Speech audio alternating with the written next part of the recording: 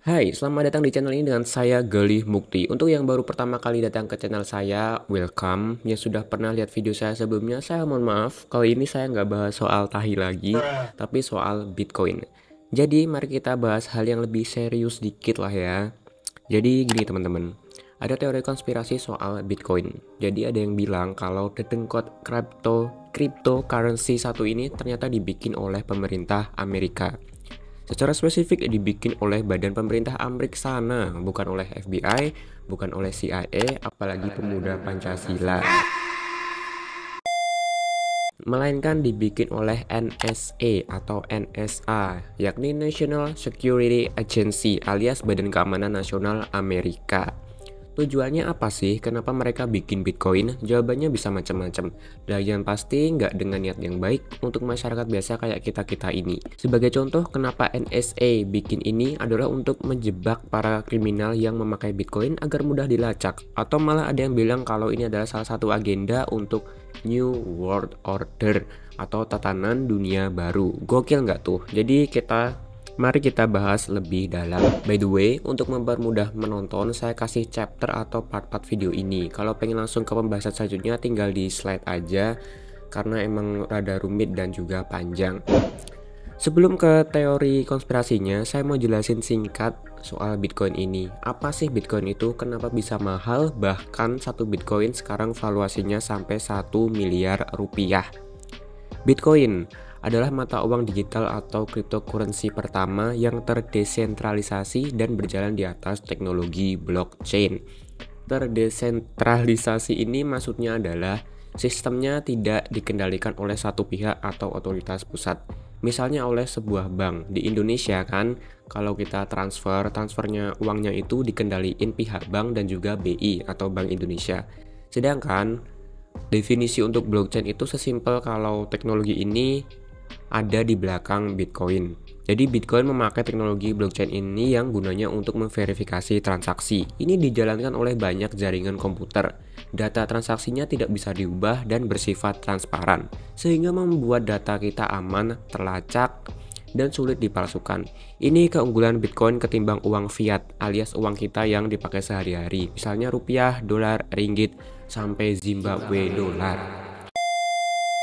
Jadi kalau kita transfer rupiah, misalnya saya transfer ke teman, itu dari saya ke teman saya ada banyak pihak yang terlibat di tengah-tengahnya. Dari platform aplikasi, bank penerbit, dari BI, dan lain-lain. Transaksinya juga mudah diketahui pihak ketiga, misalnya oleh pemerintah, dan juga tercatat detail info kita kayak nama lengkap, rekening, nick, sampai alamat. Sementara itu Bitcoin enggak, bahkan nggak perlu nama, cukup pakai address wallet kita atau dompet. Nggak perlu pihak ketiga juga, dalam hitungan detik langsung sampai. Dengan banyak keunggulan dan kelangkaan Bitcoin yang nggak bisa dicetak semau udel kayak uang dolar maupun uang rupiah.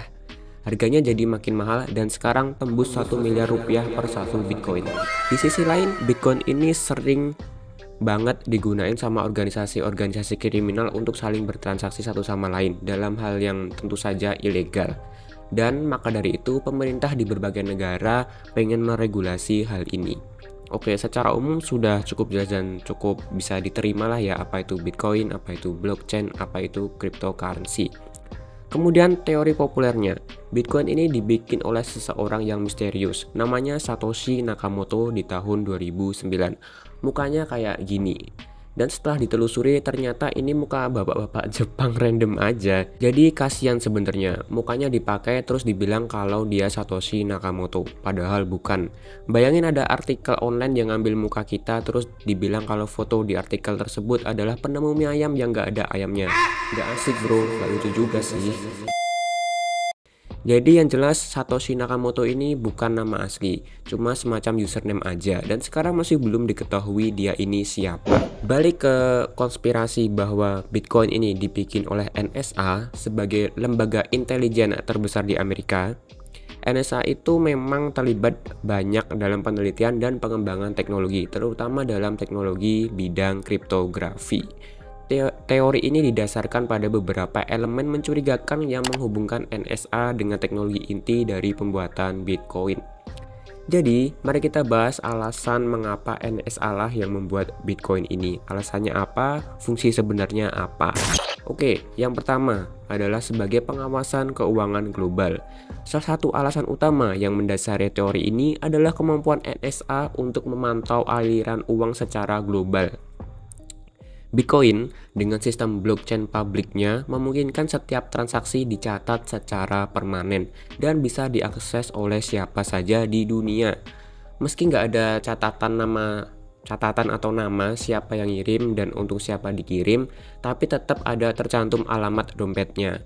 Alamat untuk dompet Bitcoin ini sebenarnya bentuknya itu kayak kombinasi karakter dan huruf yang panjang. Jadi nggak ada cara untuk tahu itu punya siapa. Tapi dengan mengamati blockchain, NSA bisa mengawasi transaksi keuangan tanpa harus meminta akses atau izin otoritas negara lain. Jadi jika benar-benar mereka yang bikin Bitcoin, mereka jelas punya cara untuk menghubungkan alamat Bitcoin tadi yang huruf-huruf dan juga angka-angka tadi dengan identitas asli penggunanya atau pemilik dompet Bitcoin tersebut. Jadi mereka dengan mudah bisa melacak semua transaksi buat nangkep penjahat atau sekedar mengawasi seseorang atau sebuah organisasi yang memakai Bitcoin, atau malah digunakan untuk senjata mengancam salah satu pihak untuk menguntungkan pemerintah Amerika. Jadi ini bisa dibilang cukup serem juga. Yang kedua, yakni sebagai eksperimen dalam kontrol mata uang digital. Bitcoin dapat dilihat sebagai eksperimen NSA untuk memahami penerimaan publik terhadap mata uang digital yang tak diatur oleh bank atau pemerintah. Dengan memantau bagaimana Bitcoin digunakan, disimpan, dan diperdagangkan, NSA atau pemerintah Amerika bisa mempelajari cara terbaik untuk mengontrol atau merancang mata uang digital di masa depan yang sesuai dengan kepentingan mereka. Lagi-lagi untuk kepentingan pihak Amerika. Selanjutnya, yang ketiga, sebagai jebakan atau honeypot untuk mengidentifikasi kriminal. Bitcoin telah lama digunakan dalam transaksi anonim di pasar gelap, seperti dalam perdagangan obat terlarang dan barang ilegal di internet gelap atau dark web. Dalam teori ini, Bitcoin dilihat sebagai umpan yang disengaja diciptakan untuk menarik minat para kriminal dan individu yang ingin menghindari sistem keuangan konvensional yang gampang terlacak tadi. NSA mungkin menggunakan data yang mereka dapatkan dari blockchain untuk melacak dan mengidentifikasi orang-orang yang terlibat dalam aktivitas ilegal tersebut. Sejujurnya ini sangat cerdik. Lebih cerdik daripada orang yang bilang gak ada uang kecil pas diminta duit parkir. Dengan cara ini, NSA dapat menciptakan database para pengguna yang mencoba menyembunyikan kegiatan ilegal mereka melalui Bitcoin. Ini bisa sangat berguna untuk tujuan intelijen dan keamanan nasional, karena mereka bisa melacak transaksi mencurigakan dan mengidentifikasi potensi ancaman bagi Amerika Serikat tanpa melibatkan lembaga penegak hukum dari berbagai negara. Jadi nggak perlu repot-repot kontak kedutaan sana-sini, tinggal eksekusi aja karena udah punya datanya. Goks. Yang keempat, ini 8. Yang keempat adalah penggunaan SHA-256. Algoritma kriptografi buatan NSA. Bitcoin menggunakan SHA-256 sebagai dasar keamanan kriptografinya yang merupakan algoritma yang dikembangkan oleh NSA.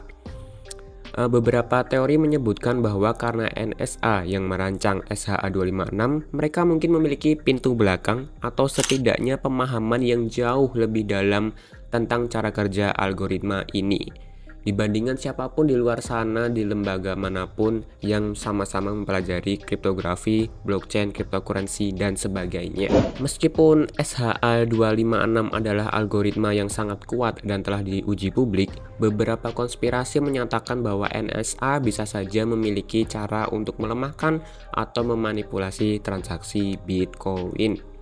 Jika benar demikian, maka NSA bisa memiliki cara tersembunyi untuk memantau atau bahkan mengubah data di dalam jaringan Bitcoin. Jadi yang baru saja saya nyatakan adalah spekulasi, guys. Jadi jangan mudah percaya spekulasi juga sih. Misalnya nge-like foto lawan jenis udah dianggap selingkuh. Itu parah spekulasinya, terlalu parah. Saya juga mau menambahkan hal yang unik. Ini malah ada kaitannya dengan CIA. Satoshi itu kalau ditranslate dari Jepang ke Inggris artinya intelijen. Kalau Nakamoto ditranslate secara ringan atau secara sederhana itu artinya sentral. CIA kepanjangannya adalah Central Intelligence Agency.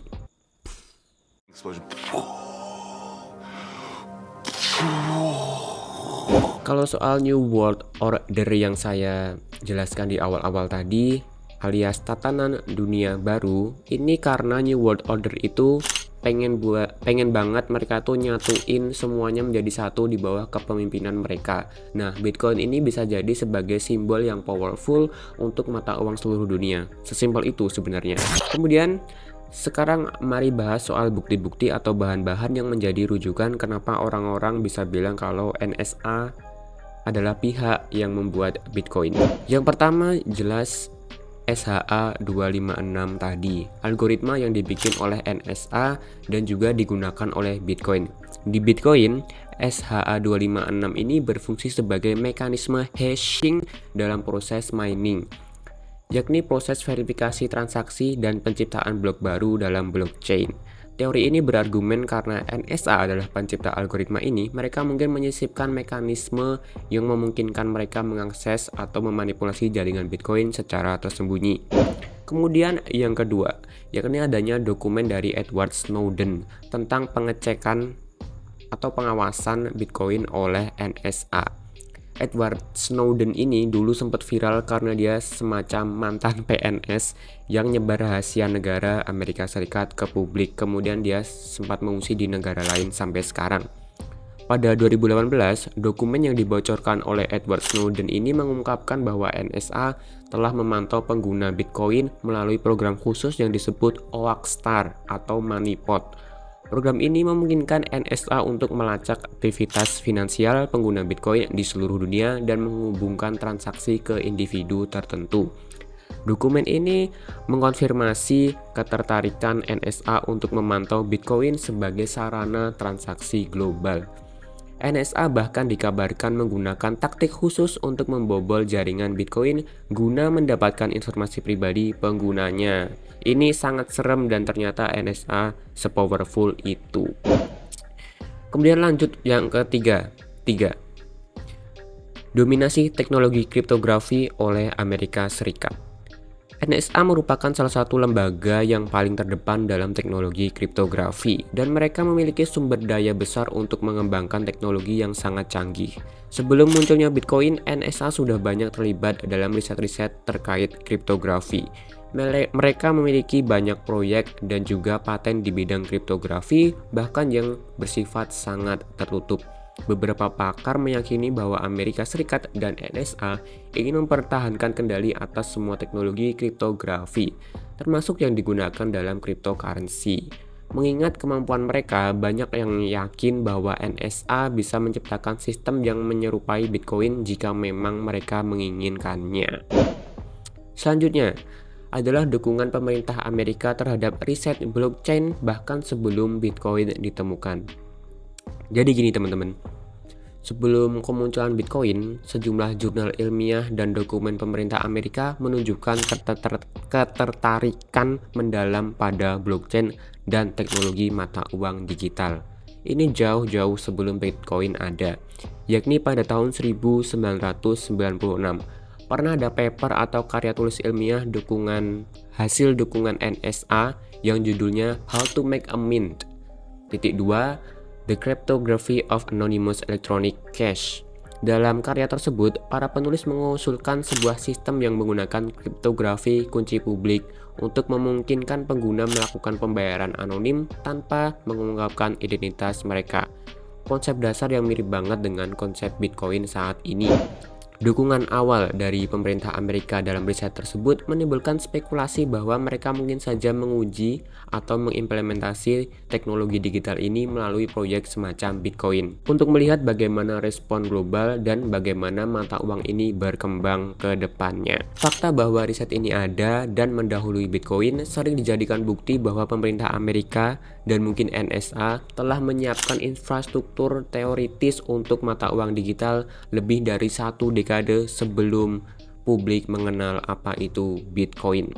Nah, sekian cerita soal teori konspirasi ini. Sudah saya bahas apa tujuannya mereka bikin, ada juga sedikit bahan-bahan pendukung soal teori ini, dan kenapa bisa saja memang mereka, yakni NSA, yang bikin. Saya sendiri tertarik soal ini karena dulu pernah invest di Bitcoin, meski sekarang udah nggak lagi sih. Dan kalau memang teori konspirasi ini benar, ini akan sangat membolak-balikan realita yang selama ini digadang sebuah platform yang aman, ternyata buatan pemerintah untuk mengontrol banyak orang. Pada akhirnya, kita tidak benar-benar punya sesuatu yang bisa kita percayai sepenuhnya. Hal sepowerful Bitcoin aja ternyata bisa dibilang ada teori konspirasi kalau itu adalah buatan NSA. Apalagi hal-hal kecil lain lagi. Siapa tahu hal-hal simpel di kehidupan kita sebenarnya punya rahasia yang lebih dalam. Menurut teman-teman bagaimana? Silahkan tulis di kolom komentar dan jangan lupa subscribe untuk menonton konten-konten seperti ini di masa yang akan datang. Meski mungkin saja saya juga akan bikin konten-konten seperti sebelumnya yang menceritakan hal aneh dan simpel-simpel banget. Saya Galih Mukti, I'm signing out. Bye.